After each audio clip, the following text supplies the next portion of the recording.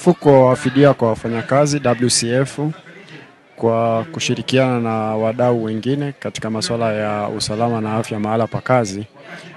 watakuwa na wiki ya kuadhimisha maadhimio ya siku ya usalama na afya mahala pa kazi. Safari hii maadhimisho haya yanafanyika mkoani Singida, na maadhimisho haya huwa yanafanyika kitaifa na kilele chake kitakuwa ni tarehe 28 mwezi huu wa Aprili mwaka 2025. Kama kawaida, mfuko wa fidia kwa wafanyakazi umejipanga toa elimu kwa wateja mbalimbali, lakini vile vile kwa waajiri, wafanyakazi,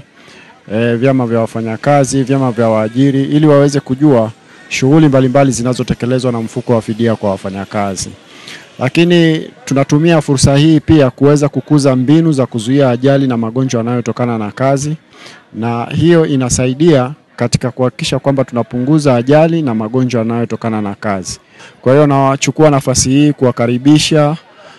wafanyakazi, kuwakaribisha waajiri mbalimbali na wadau wote katika masuala ya afya na usalama mahala pa kazi, waweze kufika katika banda la mfuko wa fidia kwa wafanyakazi ili waweze kupata elimu mbalimbali, waweze kujua shughuli ambazo zinafanywa na mfuko wa fidia kwa wafanyakazi, lakini vile vile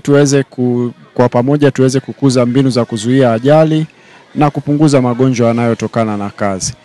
Ninaamini kwamba kwa pamoja tunaweza tukafika na tukahakikisha kwamba tunasonga mbele.